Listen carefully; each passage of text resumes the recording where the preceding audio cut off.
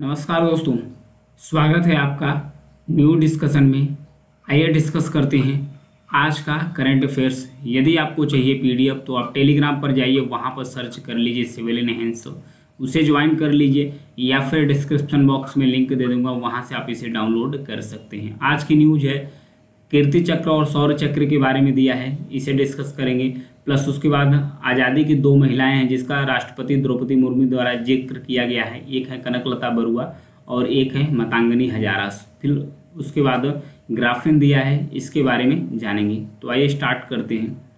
कीर्ति चक्र और सौर चक्र, पहले इसका जान लेते हैं। ये जो है ये कीर्ति चक्र का सिंबल है, ये जो मेडल दिया गया है सिल्वर कलर का है, ये कीर्ति चक्र के लिए। सौर चक्र का ये तांबे कलर का है, तो इसके बारे में जानेंगे। राष्ट्रपति द्रौपदी मुर्मू ने भारत का जो 77वां यानी कि 77वां स्वतंत्रता दिवस मनाया जा रहा था, उसकी पूर्व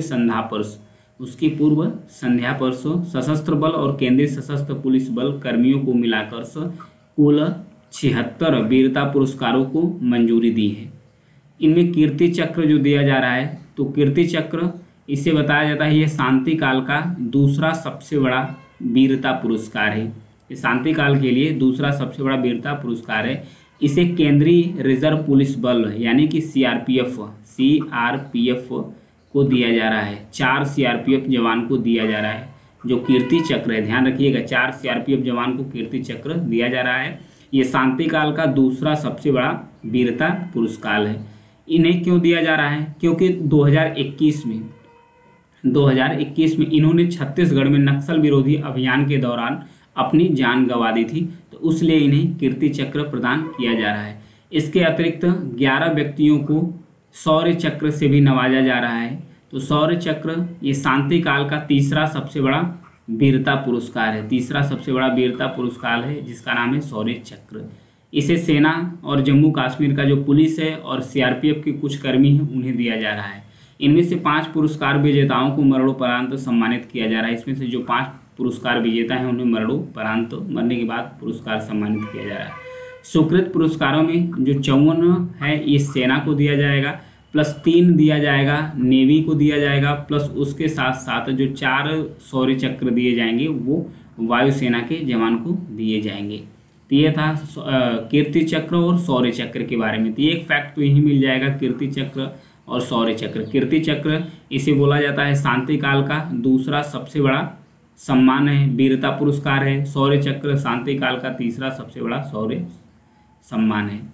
भारत को प्रेशर्स जिसे रेमिटेंस के नाम से इंग्लिश में जानते हैं, तो ये चर्चा हम क्यों इसके जानेंगे। वित्त वर्ष 2023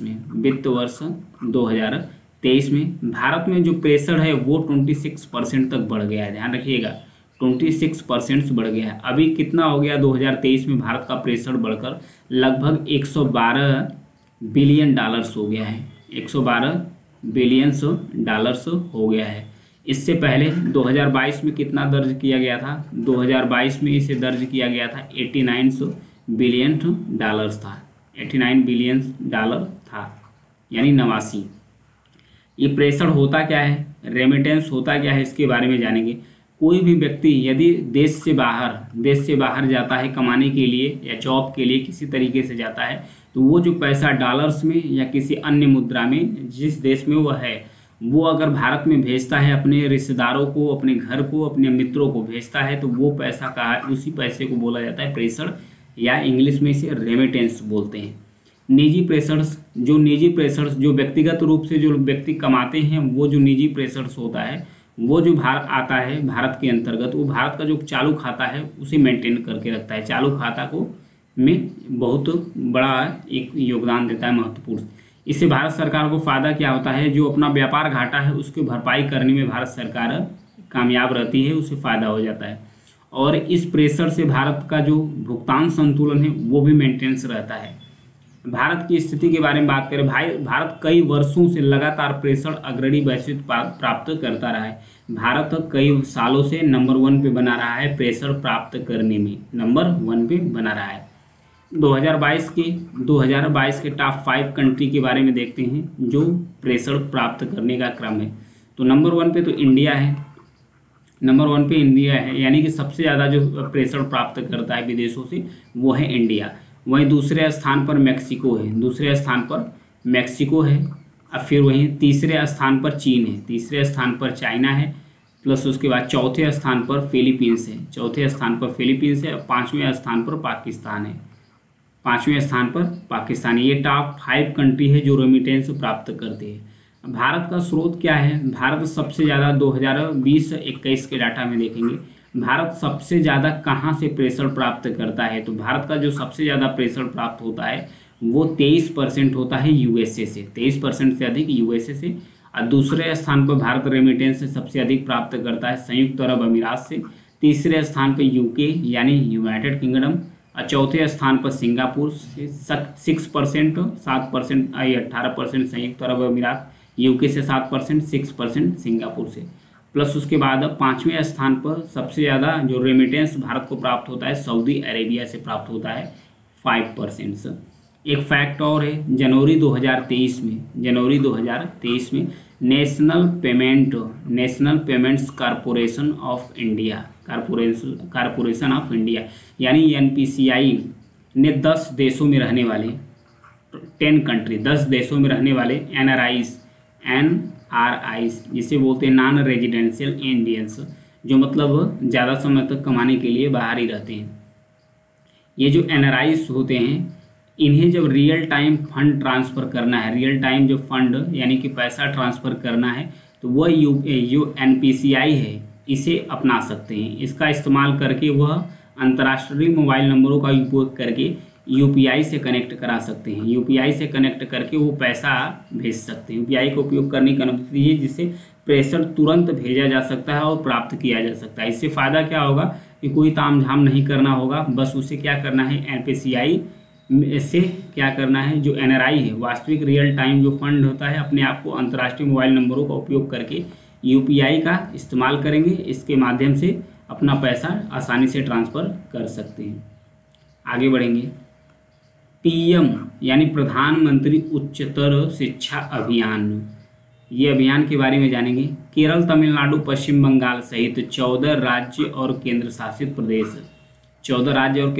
प्रदेशों ने अभी तक जो प्रधानमंत्री के हिस्से के रूप में यानी कि पार्ट के रूप में शुरू किया गया है राष्ट्रीय शिक्षा नीति, यानी कि जो पीएम उच्चतर शिक्षा अभियान के रूप में स्टार्ट किया गया था राष्ट्रीय शिक्षा नीति, जिसे न्यू एजुकेशन पॉलिसी के रूप में जानते हैं। केंद्रीय शिक्षा मंत्रालय के साथ एक महत्वपूर्ण समझौता ज्ञापन जिसे एमओयू कहते हैं पर हस्ताक्षर नहीं किया गया है। किसके द्वारा? केरल, तमिलनाडु, पश्चिम बंगाल सहित 14 राज्य और केंद्र शासित प्रदेशों के द्वारा साइन नहीं किया गया है। तो राज्य पीएम ऊषा जिसे बोलते हैं उच्चतर शिक्षा अभियान में शामिल क्यों नहीं हुआ, इसके बारे में जानेंगे। अगर कोई भी कोई भी राज्य अगर इसमें शामिल नहीं हो रहा है, किसमें, जो पीएम उच्चतर शिक्षा अभियान है, यानी इसे शॉर्टकट में पीएम ऊषा के नाम से जानेंगे, शॉर्टकट में पीएम ऊषा योजना अनिवार्य करती है कि अगर कोई भी व्यक्ति न्यू एजुकेशन पॉलिसी को एडॉप्ट करता है और उच्चतर शिक्षा अभियान में शामिल होता है तो उसे पिछले 3 सालों में उसे 13,000 करोड़ रुपए उसे धन की प्राप्ति होगी। कोई राज्य इसमें शामिल होता है तो 3 साल के अंतर्गत।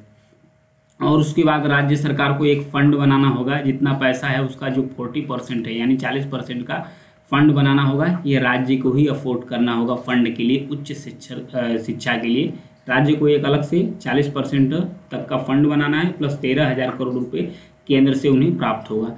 यदि वो इसे अडॉप्ट नहीं करते हैं, एनईपी यानी नेशनल एजुकेशन पॉलिसी को इसमें बदलाव नहीं लाते हैं, उसे लागू नहीं करते हैं, तो उन्हें जो 13,000 करोड़ रुपए वो पैसा नहीं मिलेगा। अब पीएम ऊषा योजना के बारे में जानेंगे। जो पीएम ऊषा योजना है यानी राष्ट्रीय उच्चतर शिक्षा अभियान, ये जो राष्ट्रीय शिक्षा नीति है इसे के आलोक के रूप में जून 2023 में जो रूसा था, पहले एक योजना चलती थी रूसा जिसे बोलते थे राष्ट्रीय उच्चतर शिक्षा अभियान, इसी का नाम 2023 में बदल करके रख दिया गया है ऊषा। रूसा का ही नाम बदल कर क्या कर दिया गया है, ऊषा। ये तो नाम बदला है बहुत तेजी से बहुत सारे नाम बदले हैं। रूसा का ही नाम था ऊषा।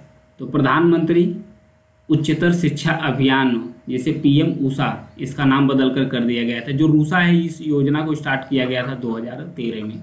2013 में, तो अभी 2023 में इसका नाम बदल कर क्या कर दिया गया है, पीएम ऊषा के नाम कर दिया गया। इसका उद्देश्य क्या है, उद्देश्य इसका यही है, उच्च शिक्षा संस्थानों में जो गुणवत्ता है उसको बढ़ावा देना, मानदंडों मान्यता मानकों अनुपालन सुनिश्चित करना, शासन और शैक्षणिक सुधारों को बढ़ावा देना, प्लस रिसर्च एंड डेवलपमेंट पर भी काम करना। केंद्र जो पीएम ऊषा का लक्ष्य है, उच्च शिक्षा में बदलाव लाना और गुणवत्ता और समानता को इंश्योर करना, इसका पर्पज है।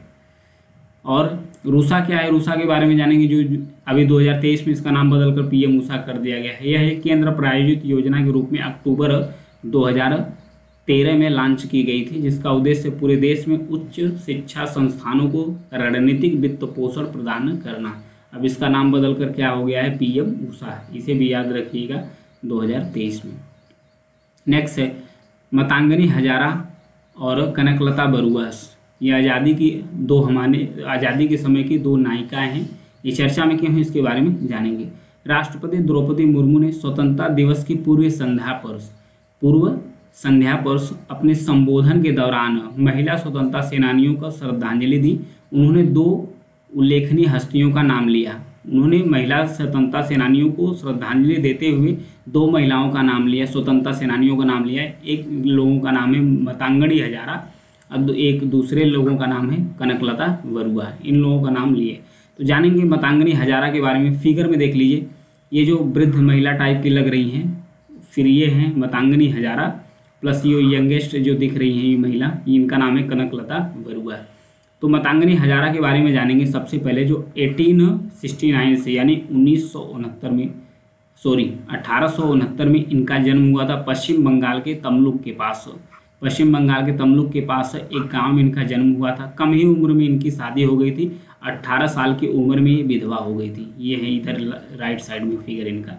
18 साल की उम्र में ये विधवा हो गई थी और उसके बाद अपने पति के मर जाने के बाद इन्होंने अपने कार्य को, अपने आप को, खुद को सोशल कार्यों में समर्पित कर दिया और महात्मा गांधी का जो आंदोलन था उसमें ये गहराई से जुड़ गई। जुड़ने के बाद जो गांधी जी का आदर्श था वो सविनय अवज्ञा आंदोलन और नमक मार्च, उसमें ये लगातार काम की। उस मार्च में बढ़ चढ़ कर ये हिस्सा लिए। उसके साथ साथ 1942 में जो भारत छोड़ो आंदोलन था, उसी के आंदोलन के दौरान 73 वर्ष की उम्र में, 73 वर्ष की आयु में उन्होंने तमलुक पुलिस स्टेशन के अधिग्रहण की वकालत करते हुए, मतलब तमलुक जो पुलिस स्टेशन था उसे इन्होंने अधिग्रहण करने की वकालत करते हुए लगभग 6,000 प्रदर्शनकारियों के एक जुलूस का इन्होंने नेतृत्व किया। मतलब 6,000 जितने भी प्रदर्शनकारी है उस पुलिस स्टेशन को, तमलुक पुलिस स्टेशन को अधिग्रहण करने के लिए उसका इन्होंने नेतृत्व किया। तो इसका नतीजा क्या हुआ, ब्रिटिश अधिकारियों के साथ इनके साथ संघर्ष हुआ और उनको गोली मार दिया गया। अंग्रेजों की जो सैनिक थे उनके द्वारा गोली मार दी गई, उससे ये शहीद हो गई। तो इसलिए चर्चा में थी, तो इनका नाम है। अब इनके बारे में जानेंगे, कनकलता बरुआ के बारे में। जो कनकलता बरुआ है ये भारत छोड़ो आंदोलन की एक युवा शहीद है। 1942 भारत छोड़ो आंदोलन की एक युवा शहीद है, ये है कनकलता बरुआ। इनके साहस और दृढ़ता की प्रतीक मानी जाती है। महज 17 साल की उम्र में, 17 की उम्र में इन्होंने 20 सितंबर 1942 यानी 1942 को असम के गोहपुर पुलिस स्टेशन, असम का जो गोहपुर पुलिस स्टेशन है वहाँ पर इन्होंने तिरंगा फहराते रहने का काम किया। इन्होंने तिरंगा फहराया और तिरंगा को हाथ से छोड़ा नहीं, लिए रहेगी तिरंगा। प्लस उसके बाद एक सेना थी जिसका नाम था मृत्यु वाहिनी सेना थी, उसका इन्होंने नेतृत्व किया। अपनी कम उम्र के बावजूद भी उन्होंने जुलूस का एक नेतृत्व किया और उसके साथ साथ एक साहस का भी इन्होंने प्रतीक बना हुआ था। उस समय पुलिस के साथ टकराव के दौरान झंडा पकड़े रहने के दौरान ये झंडा नहीं छोड़ी, इसी के लिए इन्हें गोली मार दी गई। इन्हें गोली इसलिए मार दी गई, इन्हें कहा गया झंडा फेंकने के लिए, लेकिन झंडा इन्होंने नहीं छोड़ी, इसलिए इनकी गोली मारकर हत्या कर दी गई अंग्रेज सैनिकों द्वारा। उनके बलिदान और साहस को कई लोगों ने प्रेरित होकर स्वतंत्रता संग्राम में कई सारी महिलाओं ने पार्टिसिपेट किया। इनकी बहादुरी को श्रद्धांजलि के रूप में 2020 में यानी कि 2020 में एक तटरक्षक जहाज है, उसका नाम इनके नाम पर यानी कनकलता बरुआ के नाम पर रख दिया गया है। आगे बढ़ेंगे, ग्राफीन अरोड़ा कार्यक्रम के बारे में दिया है। तो ग्राफीन अरोड़ा कार्यक्रम सबसे पहले तो ये केरल के कोच्चि में ministry of information and technology maker village द्वारा लॉन्च किया गया है। मेकर विलेज द्वारा ग्राफीन अरोड़ा प्रोग्राम को लॉन्च किया गया है। एक फैक्ट तो यही बन जाएगा कि ये कहाँ लॉन्च किया गया है, केरल में। दूसरा फैक्ट बन जाएगा अगर डीप पूछे तो केरल के कोच्चि में। केरल के कहाँ, कोच्चि में लॉन्च किया गया है। इसे केरल की जो डिजिटल यूनिवर्सिटी है उसके नेतृत्व में स्टार्ट किया गया है। इसका उद्देश्य क्या है? उद्देश्य यही है कि जो ग्राफीन है, ग्राफीन पर रिसर्च और उसका जो व्यवसायीकरण है उसके बीच जो अंतर है उस गैप को कम करना, उस गैप को पाटना या तो कम करना। अनुसंधान यानी रिसर्च करना, व्यवसायीकरण मतलब कि उसका बिजनेस पर्पज से जो काम है, अंतर है दोनों के बीच में, उसे कम करने के लिए इसे स्टार्ट किया गया है। बात रही ग्राफीन की, तो ग्राफीन के बारे में देखेंगे। ये है स्ट्रक्चर, देखिए ग्राफीन एक हेक्सागोनल जाली आकार का होता है। हेक्सागोनल मतलब 6 इसके कार्नर्स हो जाएंगे। हेक्सागोनल आकार है। कार्बन परमाणु का एक परत है जो द्विआयामी संरचना बनाती है। यहाँ पर देखिए द्विआयामी यानी कि डायमेंशनल द्विआयामी संरचना ये बनाती है। इसकी ताकत असाधारण है क्योंकि ये विद्युत चालकता इसमें बहुत अच्छा खासा रहता है, प्लस तापीय चालकता सहित तो इसके उल्लेखनीय गुण पाए जाते हैं किसमें, ग्राफीन के अंदर। अगर इसके उपयोग की बात करें तो इसका कहाँ कहाँ यूज किया जाता है ग्राफीन का, तो ये एक बहुमुखी सामग्री है। इसका इलेक्ट्रॉनिक्स उपकरण में तो इस्तेमाल किया जा सकता है, प्लस बैटरी, उसके साथ चिकित्सा क्षेत्र में भी इसका इस्तेमाल किया जाता है। जो बायोसेंसर लगाए जाते हैं उसमें उपयोग इसका किया जाता है, जो ग्राफीन है। आगे बढ़ेंगे। तेलंगाना एआई अग्रणी बनने की राह पर। एआई मतलब आर्टिफिशियल इंटेलिजेंस। एक रिपोर्ट पब्लिश हुई है, उस रिपोर्ट में यह बताया गया है कि विकास एआई यानी कि आर्टिफिशियल इंटेलिजेंस के विकास और प्रसार के लिए तेलंगाना का जो संगठित दृष्टिकोण है उस पर प्रकाश डाला गया है। उसमें ये रिपोर्ट से यह पता चला है कि एआई को तेजी से अपनाने के कारण, एआई यानी आर्टिफिशियल इंटेलिजेंस को तेजी से अपनाने के कारण तेलंगाना न केवल देश के ही अंदर बल्कि अंतर्राष्ट्रीय स्तर पर भी एआई को वैश्विक क्षेत्र में अपनाने वाला वैश्विक लीडर के रूप में उभर रहा है। कौन? तेलंगाना राज्य भारत का। तो तेलंगाना ने एक मिशन स्टार्ट किया है, तेलंगाना मिशन, यानी उसका नाम है TAI मिशंस, यानी तेलंगाना आर्टिफिशियल इंटेलिजेंस मिशंस। इस मिशन के तहत वो लगातार काम कर रहा है। इसके लिए इकोसिस्टम बना रहा है। इकोसिस्टम डेवलप करने के लिए किसके लिए? आर्टिफिशियल इंटेलिजेंस के लिए जो पारिस्थितिकी तंत्र है उसको विकसित करने के लिए एक कंपनी है नेस्कॉम, उसके साथ ये कोऑपरेट कर रहा है। कौन? तेलंगाना सरकार से। इसका उपयोग बहुत सारे क्षेत्रों में हो सकता है, कृषि में हो सकता है, प्लस उसके बाद नवीन सामग्री का जो निर्माण है उसमें किया जा सकता है, प्लस उसके बाद रिसर्च एंड डेवलपमेंट को बढ़ावा देने के लिए भी आर्टिफिशियल इंटेलिजेंस का इस्तेमाल किया जा सकता है। तो आज के लिए इतना ही है। अगर मेरी न्यूज़ पसंद आती है तो प्लीज़ चैनल को सब्सक्राइब जरूर कीजिएगा, लाइक और शेयर भी करते रहिए। Thank you.